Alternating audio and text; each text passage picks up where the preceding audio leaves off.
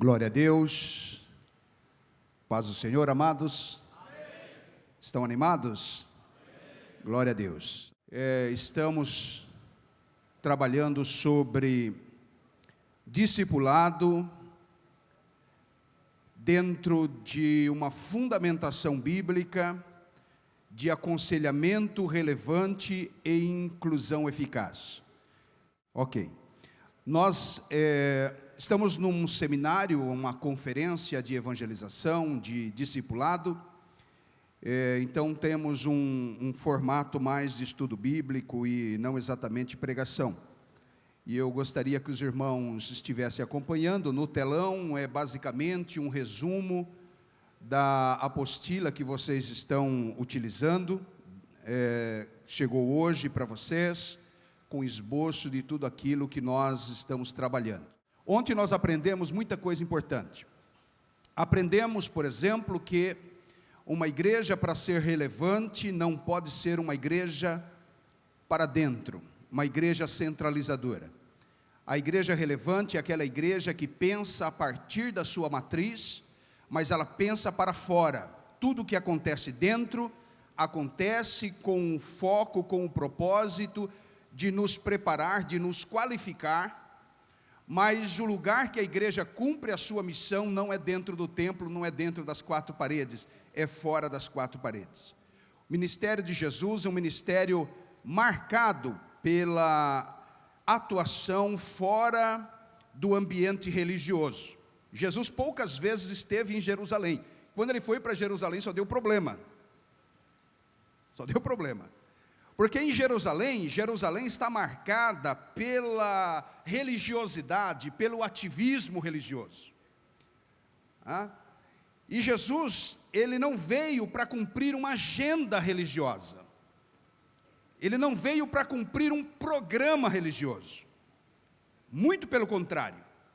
Quando se analisa a missão de Jesus, quando se analisa o ministério de Jesus, percebemos Jesus quase que um subversivo da religião judaica. Ele não era compreendido. Ele era considerado amigo de publicanos e pecadores. Dá uma cutucadinha nesse irmão, pergunta assim: você tem amigos pecadores? Ou você fechou a sua amizade apenas em crentes? Olha, eu estou tão santo, eu estou tão puro, que eu não posso conviver mais com os pecadores. Lembre-se que ontem eu disse, Jesus na oração, chamada oração sacerdotal, a oração do capítulo 17 do Evangelho segundo João, ele disse: Pai, santifica-os na verdade. Jesus quer você santificado. Você não pode ser igual ao mundo. Você tem que ser sal da terra, luz do mundo, transformado pelo Evangelho, porque o Evangelho só é aceito, só é recebido devidamente, se ele de dentro para fora nos transforma. Se ele muda o nosso modo de existir, o modo de ser, o modo de agir. Mas Jesus completou essa oração dizendo: peço, Pai, que o Senhor não os tire do mundo. Deixa a igreja no mundo. Deixa a igreja no mundo. Deus quer você um pouquinho mais nessa terra, como o pastor Newton, acho que foi o pastor Newton, né? Ontem disse que, sabe por que Jesus não te arrebata, né? No dia que você aceitou Jesus, porque você não foi trasladado como Enoque, Elias, para que você cumpra a sua missão, para que você cumpra esse ministério, o ministério da reconciliação. Deus estava em Cristo reconciliando consigo o mundo, e Ele nos deu o ministério da reconciliação. Então a igreja no mundo é uma igreja que provoca essa reconciliação, é uma igreja redentora. A igreja na terra, ela não é uma religião, ela é um organismo vivo, é o corpo de Cristo, dando continuidade na missão do próprio Deus. A missão antes de ser minha, a missão antes de ser sua, a missão é de Deus. Por isso que falamos ontem também, que ao mesmo tempo que é um grande privilégio. Imagina que o pastor Sérgio comissione você a participar de um grande evento, de uma grande conferência em algum país. Você vai com muito orgulho, com muita alegria, né? Puxa, eu fui, o pastor me delegou a essa tarefa. Então você se sente assim, prestigiado. Poxa, o presidente me mandou, né? Talvez você saia até meio assim com o peitão estufado. A última bolacha do pacote, a última Coca-Cola no deserto. Sou representante do presidente. Mas ao mesmo tempo que é um grande privilégio, é uma grande responsabilidade. Porque você não está ali por conta própria, você não tem uma agenda sua. Você vai para aquela missão, não é para você ir para a praia. Não é para você ficar no quarto do hotel. E tem muitos pastores que mandam outro obreiro para ir para uma conferência, ele fica no hotel o dia inteiro. Na piscina do hotel, não aproveita, né? Então tem muitos crentes assim que foram enviados para o mundo, mas eles permanecem dentro da igreja. É tão gostoso aqui, ainda mais agora que colocou acolchoamento nos bancos. Não pode, né? Está muito confortável. Vamos desligar o ar-condicionado, vamos colocar uns bancos, uns tocos de árvore deitado, para você ficar incomodado, para que você saia dessa zona de conforto, para que você cumpra o ministério para o qual você foi chamado.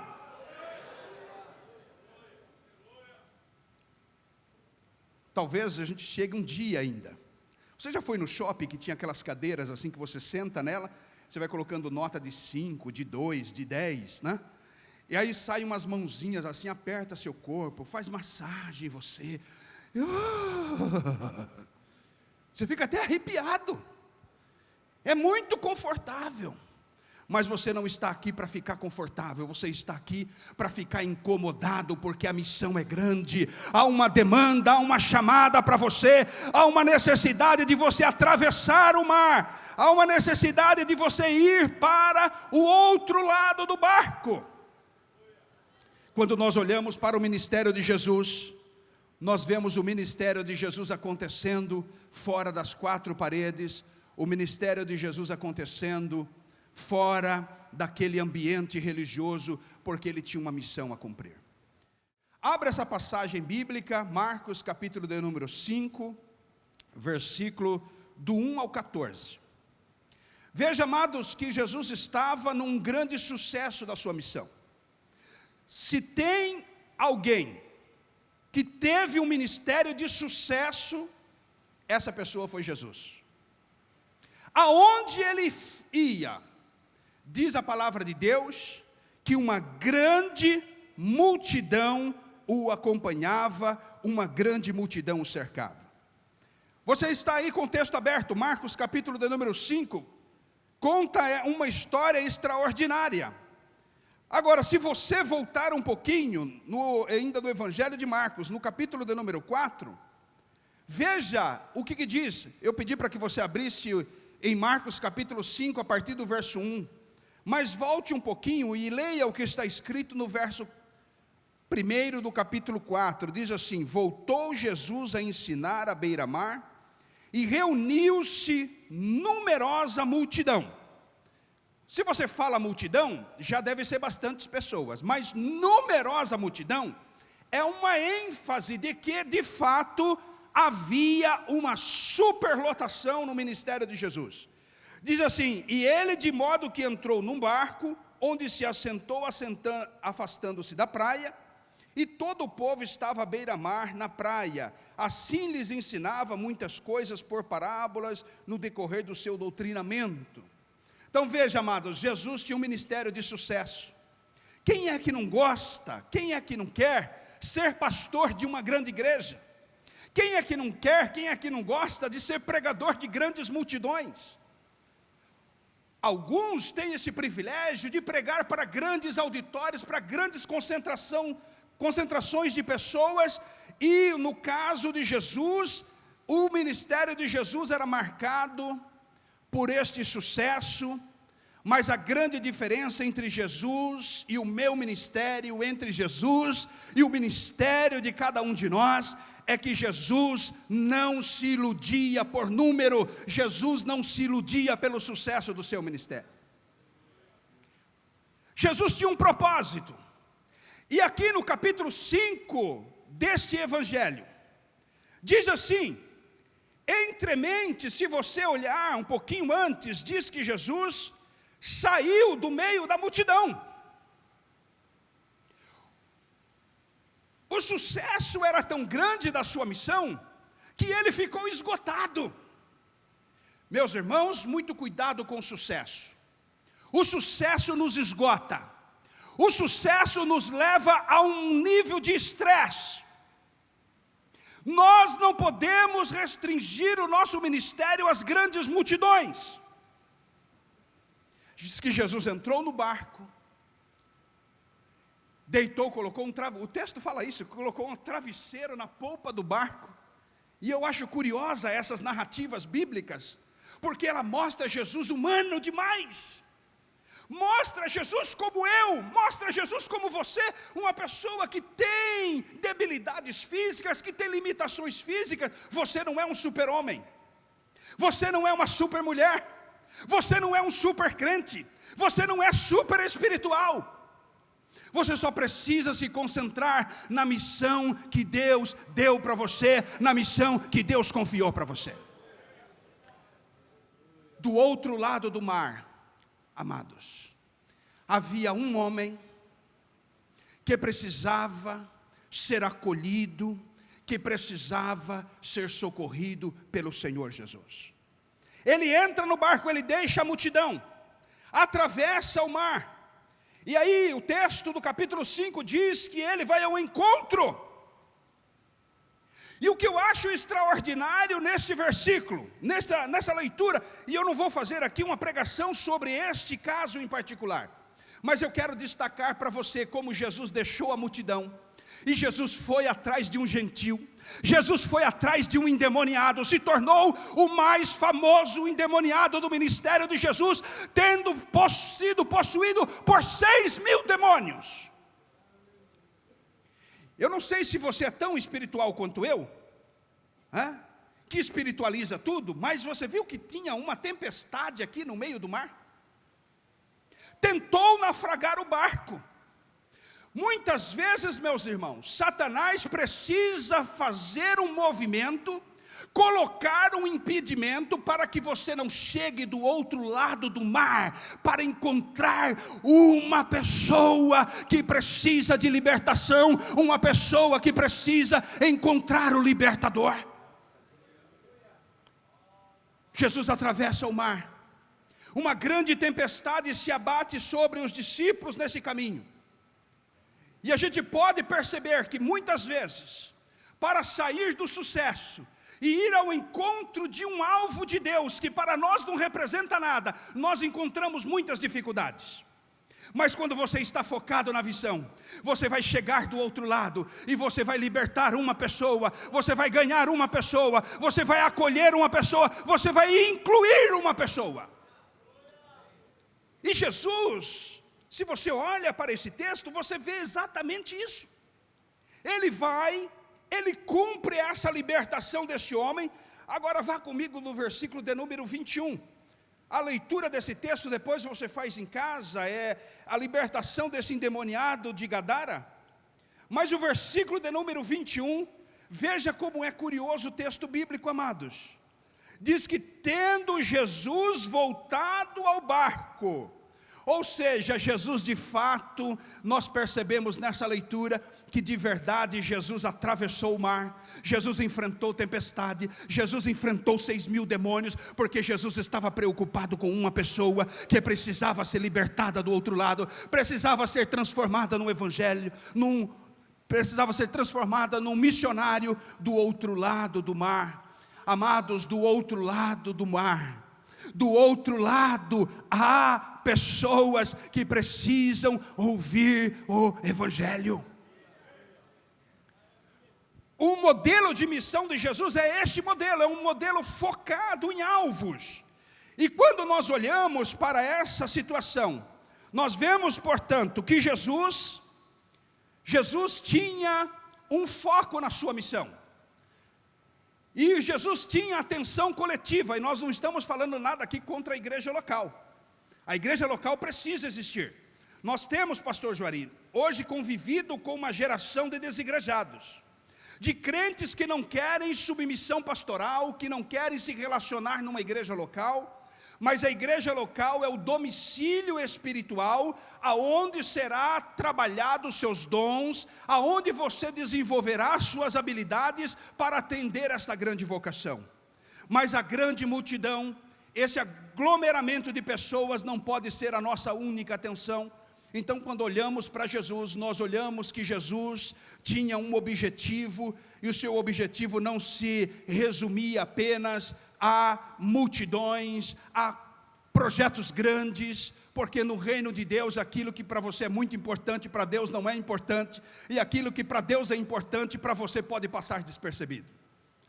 Provavelmente, muitos evangelistas não fariam essa empreitada, de enfrentar uma tempestade no mar, de cruzar o mar e ser rejeitado. Veja, que de um lado do mar da Galileia, Jesus era aplaudido, mas do outro lado, aonde ele foi libertar um homem, ele foi rejeitado. E normalmente nós gostamos de ficar aonde nós somos bem queridos, aonde nós estamos confortáveis, na zona de conforto. Mas para você encontrar uma pessoa, para você libertar uma pessoa, você vai precisar sair da zona de conforto, você vai precisar romper, você vai precisar quebrar paradigmas, porque Jesus também tinha uma atenção especial àquele homem moribundo que estava do outro lado. Quando nós estamos falando de discipulado, quando nós estamos falando de acolhimento, portanto, nós estamos falando dessa missão da igreja, nós estamos falando dessa tarefa de colocar pessoas dentro de casa. Acolher é isso, você receber pessoas debaixo do seu teto, você acolher essas pessoas. Você vê isso, por exemplo, nesse episódio de Jesus. Quando aqueles moradores ali, todo o episódio você já conhece, Jesus expulsa aqueles demônios, eles entram em porcos, e mais de 2.000 porcos caem naquele despenhadeiro no mar. Os moradores, os habitantes daquela cidade vieram até Jesus e pediram para que ele fosse embora daquele lugar. Quando eles chegam, eles veem o endemoniado sentado, vestido e em perfeito juízo. Isso é acolhimento. Isso é acolhimento. Ele estava recebido agora no seio de Jesus. E eu fico pensando aqui, como assim vestido? Alguém tinha trazido um par de roupas ali? Mas, meus irmãos, quando nós recebemos o pecador que vem do mundo, nós precisamos de fato fazer tudo, colocar uma roupa, colocar um sapato, vestir, lavar, limpar, preparar essa pessoa para uma missão. Então, portanto, nós vemos aqui nesta missão de Jesus exatamente caracterizado: e foram ter com Jesus, e viram o endemoniado, ou que tivera legião, sentado, vestido e em perfeito juízo. Olha que coisa extraordinária. Você pode enfrentar a multidão, você pode enfrentar o mar, você pode enfrentar a tempestade, mas quando a sua missão é cumprida, uma pessoa é libertada, uma pessoa é salva, remida e lavada pelo precioso sangue de Jesus. Ainda nesse processo, nós vemos esta inclusão acontecendo. Acompanhe comigo, se o processo de acolhimento é uma tarefa de colocar para dentro de casa, se o acolhimento é uma tarefa de colocar para dentro de casa, fazer parte da família, a inclusão já é o processo de desenvolver a visão do reino de Deus naquela pessoa e colocá-la dentro da missão. Então veja que são duas coisas que caminham paralelamente. Olha o que diz o versículo 19 e o versículo 20 dessa passagem. Quando nós lemos aqui o versículo 21, Jesus entrou no barco, porque o objetivo de Jesus ali naquela região de Gadara era exatamente libertar aquele homem. E Jesus tinha umas particularidades assim, como acontece, por exemplo, no Evangelho de João, capítulo de número 4. Diz que era-lhes necessário passar por Samaria, mas não era necessário. Os judeus, inclusive, faziam uma volta muito grande para não cruzar Samaria, um território contaminado. Mas para Jesus era necessário, porque tinha uma mulher para ser liberta, tinha uma mulher para ser salva, tinha uma mulher para ser transformada pelo Evangelho. Então Jesus está focado na sua missão. Agora veja o que ele faz com este homem. Este homem, ele insiste em acompanhar Jesus para o outro lado.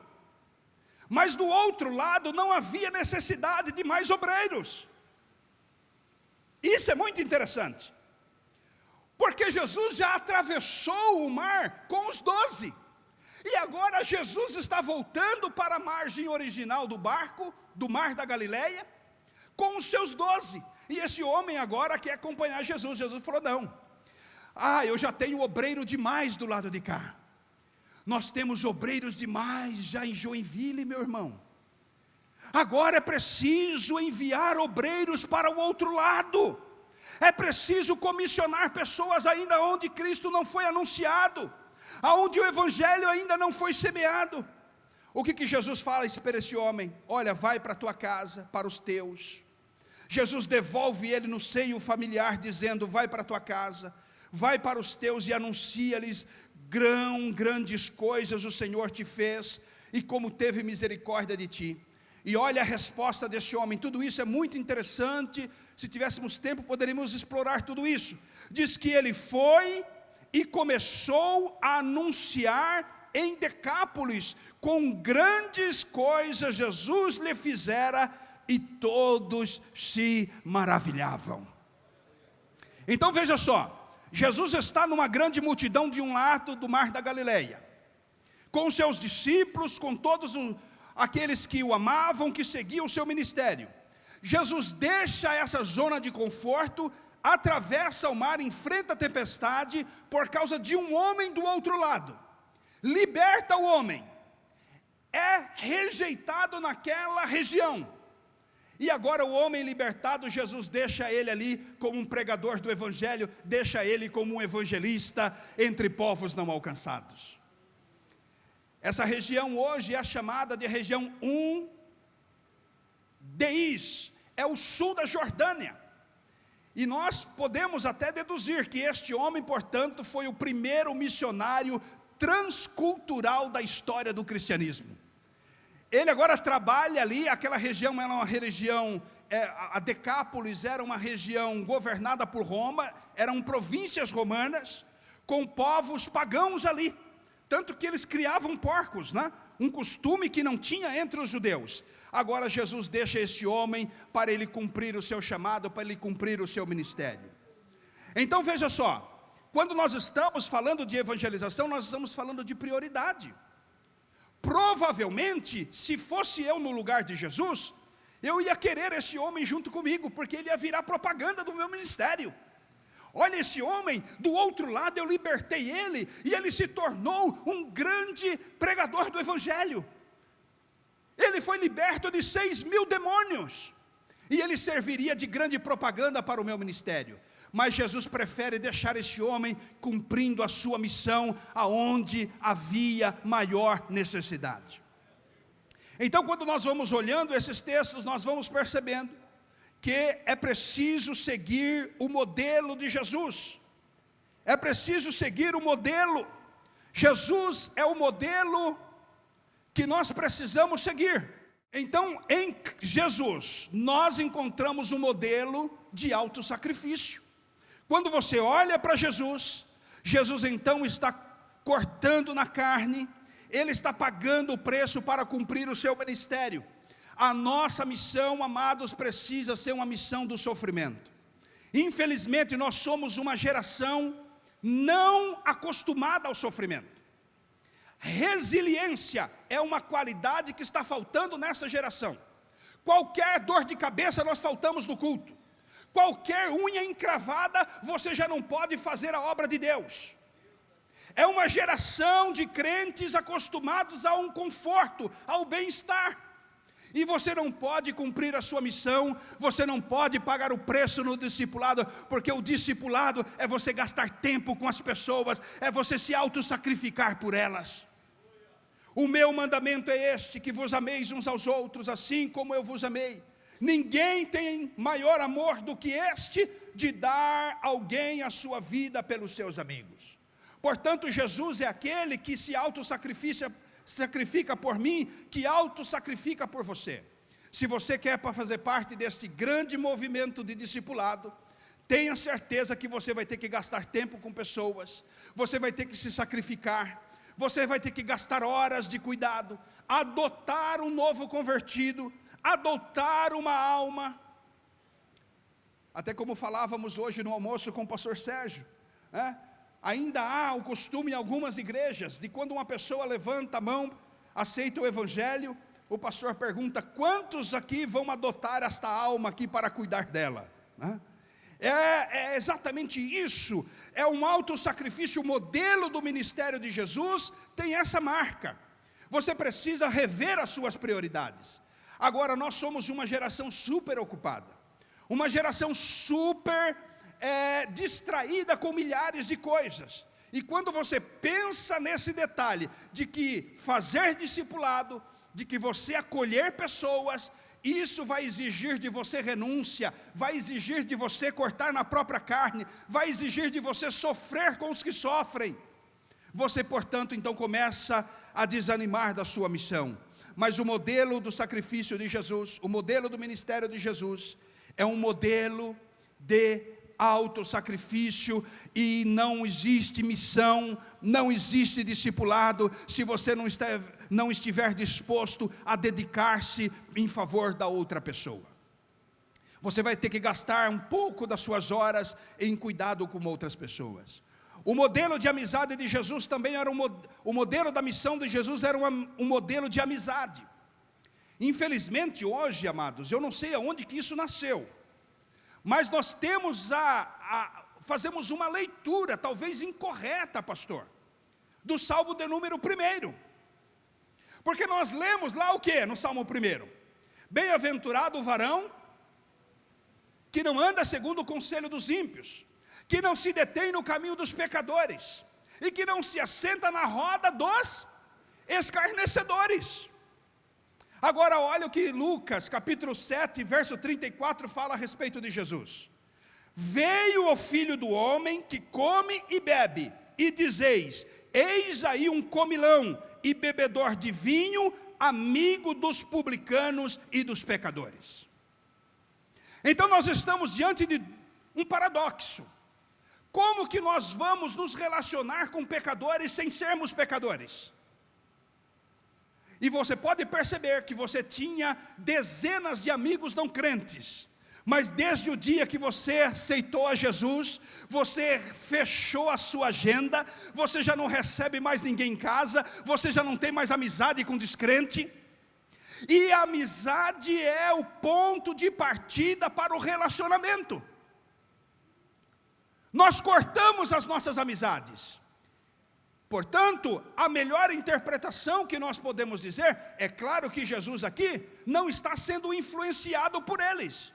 Então o texto do Salmo 1, que diz bem-aventuradas, bem-aventuranças a quem vive uma vida de santidade, não é exatamente uma exclusão dos descrentes, mas é um modelo de vida que você não vai viver sobre a influência dos pecadores. Quem não se assenta no caminho dos pecadores, quem não anda ou quem não se assenta na roda dos escarnecedores, quem não anda segundo o conselho dos ímpios, são pessoas que não são influenciáveis pelo mundo, não são influenciáveis pelas paixões mundanas, mas ele está no mundo, mas ele está no mundo como sal, ele está no mundo, mas ele está no mundo como luz. O ministério de Jesus era um ministério voltado às pessoas, e esse ponto é um ponto importante para o desenvolvimento do nosso ministério. Você precisa achar uma maneira de desenvolver amizade com pessoas que não são crentes. Você precisa ser o camarada do bairro. Você precisa ser aquele gente boa lá na sua empresa. O problema é que talvez em muitas empresas o crente é o chato da turma. O crente é o insuportável. O crente é aquela pessoa que só serve para recriminar o pecador. Mas essa é uma característica do ministério de Jesus. Jesus desenvolvia amizade com as pessoas, amados. E nós precisamos desenvolver isso para o cumprimento da nossa missão. Dentro do modelo de missão de Jesus, Jesus também estava voltado a dar atenção às pessoas. Veja, esse episódio principal de Lucas capítulo 23, verso 42 e 43. Jesus está ali crucificado, pense bem. Jesus está ali em sofrimento, em agonia, por horas. Seja honesto comigo. Se você estivesse na situação de Jesus, dores, sofrimento, vergonha. Hoje você vê na crucificação um paninho ainda assim na cintura de Jesus, porque o artista achou melhor esconder as intimidades do Cristo humanizado. Mas o homem era crucificado no Império Romano absolutamente nu. Ele estava enfrentando toda aquela situação de desconforto. Aí um pecador do seu lado, que gastou a vida de maneira desvairada, gastou a vida roubando, praticando crimes. Você acha que talvez esse ladrão pode ter cruzado com a caravana de Jesus? Mas ele não deu atenção ao Senhor Jesus. Pode ser que ele já tivesse ouvido um sermão de Jesus, mas ele não quis dar atenção para Jesus. Agora ele está aqui crucificado, ele olha para Jesus e diz: olha, Senhor, lembra-te de mim quando entrares no teu reino. Olha, bem provavelmente, se eu estivesse no lugar de Jesus, eu falaria: vai te catar. Vai te catar.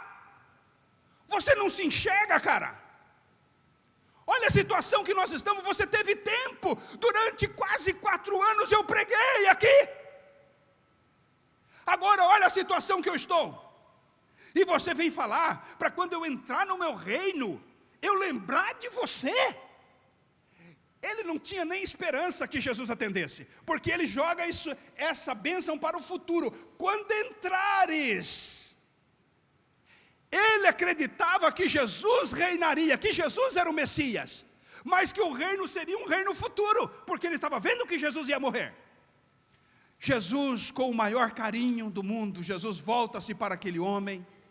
Jesus ignora o seu sofrimento, Jesus ignora a sua dor, Jesus ignora a sua vergonha, e ele fala: meu amigo, não é amanhã não. Não é daqui 100 anos, não é no milênio que você vai reinar comigo. Olha, deixa eu falar com você. Hoje você entrará comigo no paraíso. Isso é um modelo de inclusão, amados. É um modelo de acolhimento ao perdido. Portanto, Jesus era aquele que dava atenção às pessoas. Meus irmãos, nós precisamos desse batismo de paixão por almas, desse batismo de amor pelos perdidos, ao ponto de ignorar o nosso sofrimento para dar atenção à nossa missão. Mas quando nós estamos voltados muito para nós mesmos, com um culto antropocêntrico, um culto voltado as nossas paixões, nós não podemos fazer isso. O ministério de Jesus era marcado também por um ministério de amor. Jesus era alguém apaixonado, queridos. Eu não sei se você já encontrou crente com raiva de pecador, mas eu já. Não é assim que nós agimos. E eu acho que existe um certo fundamento correto. Nós nos indignamos pela prevaricação, pelo pecado. Há uma indignação no nosso coração. Mas se você nunca pregou o evangelho para aquela pessoa, você quer que ela viva como? Se nós não saímos para fora das 4 paredes, irmãos, o que o mundo vai fazer? Vai pular carnaval, sim senhor. Você sabe aquelas pessoas que estão ali pulando? São as pessoas que não foram alcançadas pela minha missão, não foram pessoas que não foram alcançadas pela sua missão. Agora o ministério de Jesus era diferente. Mateus capítulo 9, verso 36, diz que quando ele olhava para as multidões, ele sentia grande compaixão delas. Então era um amor movido em ação, não era só um amor romântico, um amor filosófico. Eu amo os pecadores, pastor, mas você não faz nada por isso. Você nem desce no fundo do poço e nem segura a corda para alguém descer. E você fica falando que ama os pecadores. O amor precisa ser revestido de uma ação concreta. Por isso que Jesus olhava para as multidões e ele sentia que as multidões precisavam ser alcançadas pela sua misericórdia, precisavam ser alcançadas pelo seu amor. Portanto, o texto diz: vendo as multidões, teve grande compaixão delas, porque estavam cansadas e desgarradas como ovelhas que não têm pastor. Quando nós olhamos lá fora, é verdade que muitas pessoas ouvem o Evangelho, já te ouviram pregar o Evangelho e não se voltaram à palavra de Deus. Mas a nossa função não é converter ninguém mesmo. A nossa função é anunciar o Evangelho, pregar o Evangelho. E a função de converter pessoas é uma função do Espírito Santo. Portanto, Jesus, quando ele olhava, ele amava as pessoas. Aquele homem que chegou diante de Jesus, Marcos capítulo 10, verso 21. Este homem chegou diante de Jesus, querendo a salvação. Ele disse: mestre, o que eu faço para ser salvo? Jesus falou: olha, você precisa cumprir os mandamentos. Ainda estava na antiga aliança. E ele disse na maior cara de pau: olha, eu cumpro os mandamentos desde a minha juventude. Aí Jesus vai no âmago da história. Jesus diz: se isso é verdade, então está fácil para você. Desfaz de tudo que você tem, distribui entre os pobres, e você vem e me segue. Não é isso? Olha, se ele é perfeito ao ponto de cumprir toda a lei, desfazer de coisas materiais seria um passo muito simples para ele. Mas era óbvio que ele não estava falando a verdade. Ele estava imputando sobre ele uma justiça própria, que ninguém pode cumprir a lei. Jesus foi o único que cumpriu a lei. Mas aí aquele homem sai da presença do Senhor triste. Mas olha o texto, que bonito. Marcos capítulo 10, verso 21 diz: Jesus, olha irmãos, Jesus rejeitado, porque esse homem se entristeceu e saiu da presença de Jesus. Ou seja, ele rejeitou a pregação, ele rejeitou o Evangelho. Pelo menos naquele momento. Eu não sei se depois ele voltou atrás, mas naquele momento ele não aceitou a pregação. Mas olha o que diz o texto: e Jesus, olhando para ele, o amou e lhe disse. Jesus o amou. Mesmo que você seja rejeitado, mesmo que você tenha uma porta na cara, mesmo que você tenha um folhetinho amassado, mesmo que você tenha rejeição dos pecadores, você precisa continuar amando os pecadores. Esta é uma característica do ministério de Jesus. Agora, veja aqui Jesus olhando as multidões. E aqui, também no texto de Marcos, diz que Jesus olhou para o moço. E eu fico aqui prestando atenção nesses detalhes. Pode ser que nós não amemos as pessoas individualmente ou as multidões, porque o nosso olhar não está voltado para pessoas humanas. O nosso olhar está voltado para o que elas fazem e não para elas mesmas. O nosso olhar está voltado para a situação que elas se encontram e não para a necessidade daquelas pessoas. Então esse também é uma necessidade de nós mudarmos esse paradigma do nosso olhar. Quando você olhar para um pecador, não olhe a situação que o pecador está, mas olhe a necessidade que o pecador tem. E todos pecaram e destituídos estão da glória de Deus, e precisam do Senhor Jesus para ser salvo, porque há só um nome debaixo do céu, pelo qual podemos ser salvos, que é o nome de Jesus Cristo. Então nós vemos essas características no ministério de Jesus. Um ministério que é marcado por essas características, um ministério marcado por autossacrifício. Diga-se, um ministério marcado por autossacrifício. Um ministério marcado pela amizade com os pecadores. Um ministério marcado pela atenção ao necessitado. E tem mais, um ministério marcado por amor. E por último, um ministério humanizado.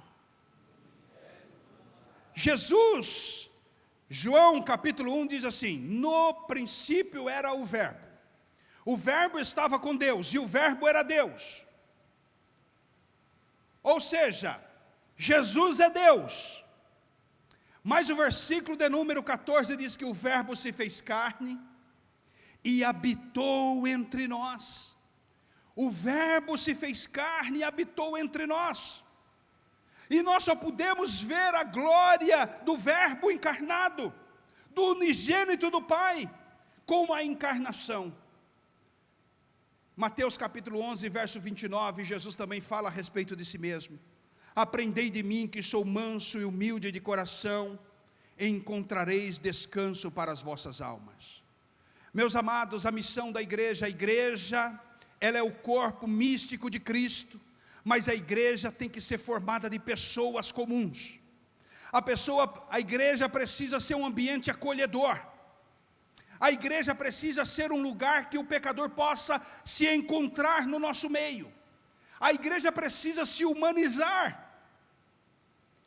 Uma igreja que não está humanizada, uma igreja que não desce para falar com o pecador, para ter a linguagem que o pecador possa entender,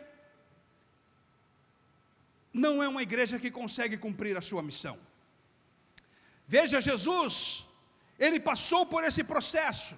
O verbo se fez carne, e para o verbo se fazer carne, houve aqui aquilo que a teologia chama de kenosis, o esvaziamento. E nós precisamos de alguma maneira deixar a nossa religiosidade de lado, para que a gente possa ir ao encontro dos pecadores, para que a gente possa alcançar aqueles que ainda não foram alcançados pelo Evangelho. É um formato de missão que você fala com o pecador e ele te entende. Jesus falava com os pecadores e era compreendido.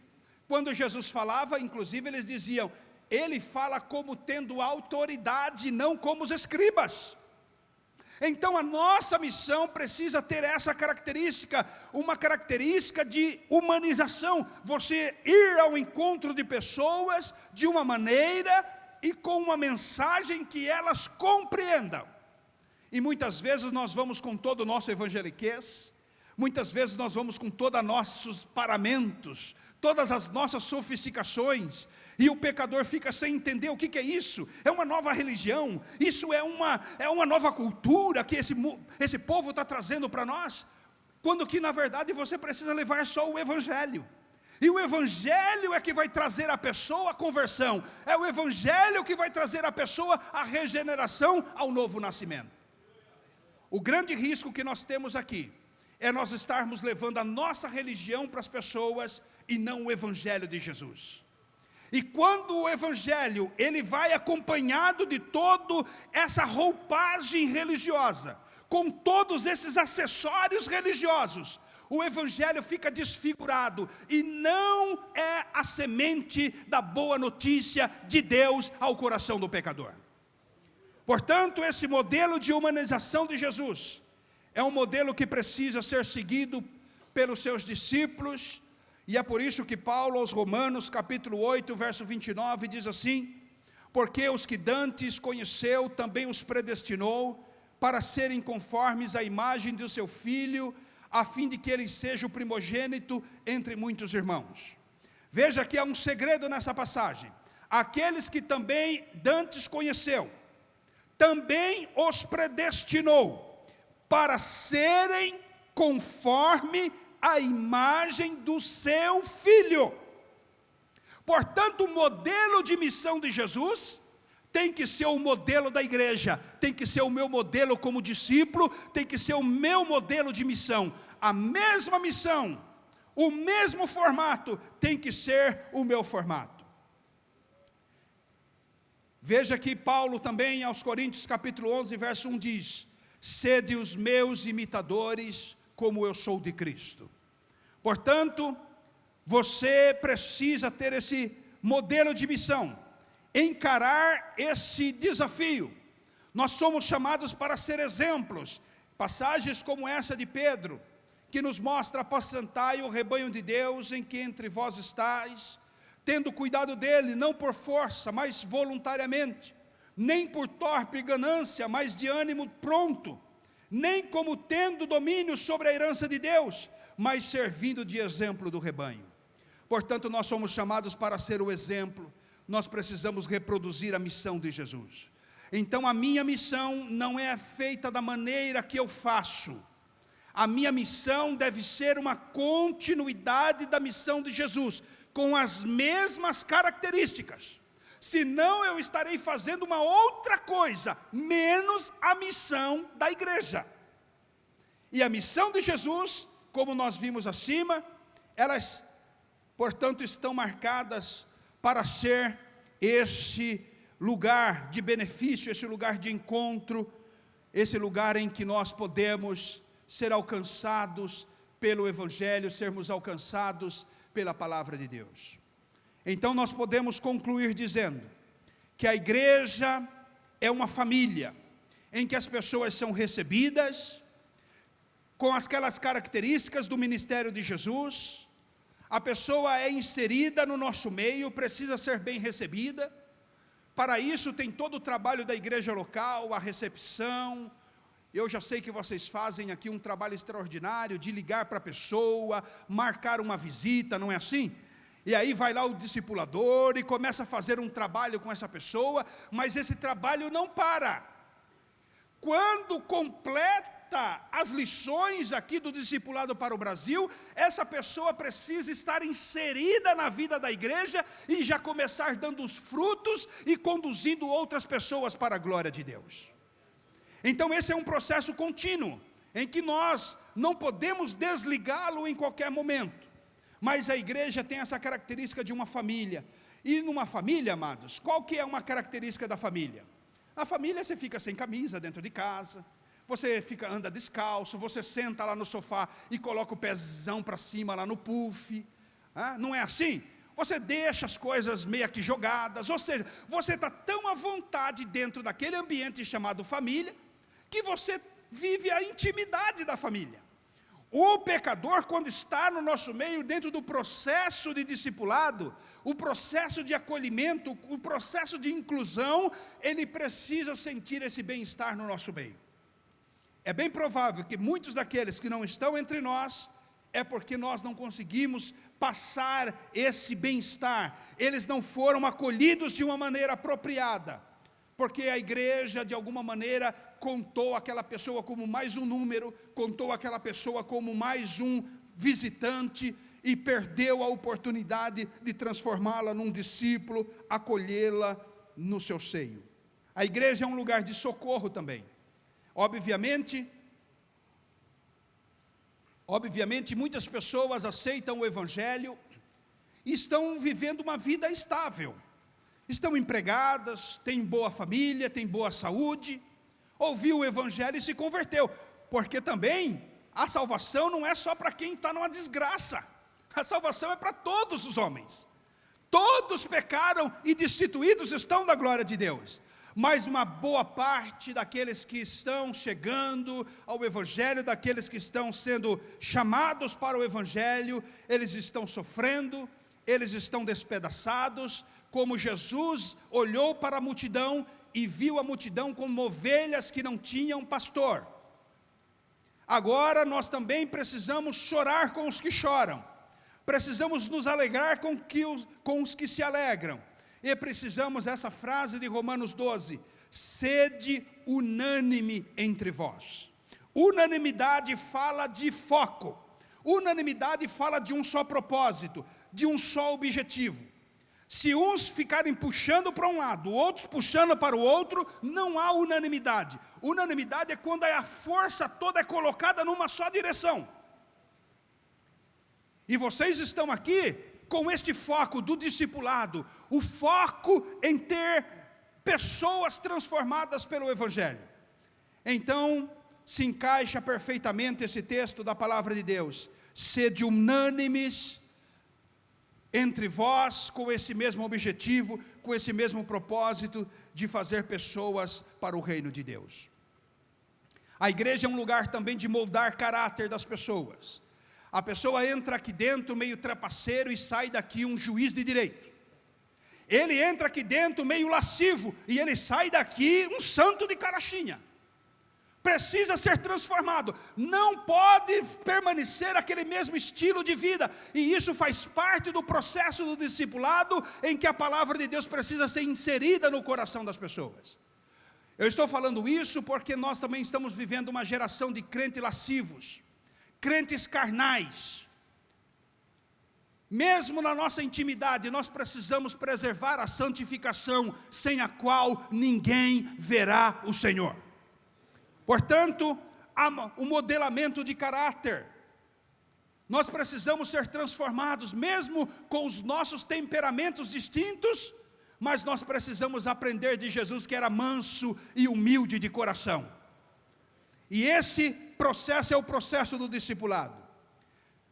Uma outra característica de quando recebemos pessoas na igreja, essas pessoas precisam aprender a servir, estarem aqui dentro, não como apenas um alvo de serviço, mas transformar essa pessoa também num evangelista, transformar essa pessoa em alguém que saiba que servir a Deus é também servir o reino de Deus. Proteção espiritual. E aqui também a necessidade de pastoreio. Veja o que diz a palavra de Deus. Obedecei aos vossos pastores e sujeitai-vos a eles, porque velam por vossas almas, como aqueles que não dão conta delas, para que façam com alegria e não gemendo, porque isso não vos seria útil. Obediência à liderança da igreja, submissão pastoral, governo da igreja, tudo isso é fundamental que seja ensinado, que esse novo convertido seja preparado para isso, e vocês estão trabalhando para a glória de Deus dentro desse objetivo. E a igreja local também, a excelência da igreja local também leva as pessoas ao desenvolvimento dos seus dons ministeriais, do seu desenvolvimento dos seus talentos, das suas aptidões, das suas vocações no reino de Deus. E a ele mesmo deu uns para apóstolos, outros para profetas, e outros para evangelistas, e outros para pastores e doutores. É na igreja local que esses ministérios são levantados. É na igreja local, com pessoas preparadas, trabalhadas pela palavra de Deus, que o Espírito Santo então vai chamar pessoas para determinados ministérios, para o desenvolvimento de aptidões e vocações. Portanto, amados, para sermos uma igreja relevante, nós precisamos de envolvimento pleno e não apenas ficarmos na arquibancada, olhando, assistindo aquilo que está acontecendo. Há uma ilustração muito interessante. Eu não sei se aqui vocês conhecem o bife a cavalo. Tem aqui? Está aí na foto para vocês. É um filé e um ovo frito em cima. Ok? É assim aqui também? Você olha para esse prato e ele te faz pensar em algumas coisas. Por exemplo, para o ovo estar aqui, amados, alguém participou disso. Quem foi? A galinha. Só tem um ovo aqui porque tem a galinha. E botar um ovo não deve ser fácil. Eu não sei se os irmãos sabem, mas o ovo nasce mole. É no contato com o oxigênio que o carboidrato da casca se solidifica. Melhora um pouco, mas não é fácil botar um ovo. Agora, o bife está aqui, te lembra de outra pessoa também, de outro, né? Pessoa não, né? Mas te lembra de outro bicho também. Quem? O boi.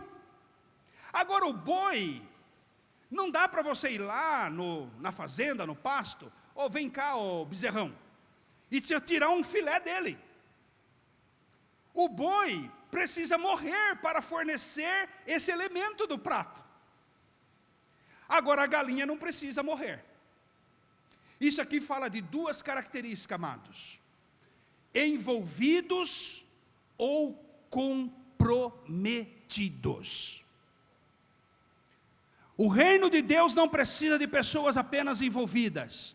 O reino de Deus precisa de pessoas comprometidas a dar a sua vida para que se realize a vontade de Deus, para que se realize a missão da igreja. Muitos são como galinha, cooperam, estão ali envolvidos no processo, mas eles não estão ao ponto de dar a sua vida. Agora, aqueles que marcam diferença, aqueles que realmente revolucionam a obra de Deus, é aqueles que estão dispostos a pagar com a sua própria vida. Jesus disse assim: vocês serão as minhas testemunhas. E a palavra testemunha no original é mártir. Ou seja, vocês serão mártires por causa do Evangelho. Vocês morrerão por causa do Evangelho. E é isso que diz a galeria lá de heróis da fé, né? A galeria dos heróis da fé, que não sei por que chamaram de heróis, que ali de herói não tem nada. Ali tem mártires da fé. Diz que eles morreram, foram cerrados pelo meio, lançados às feras, lançados às prisões. Essa é a característica de uma igreja sofredora, de uma igreja comprometida com a missão até as últimas consequências. Agora você diz assim: bem, tudo bem, a galinha está aí envolvida, ok.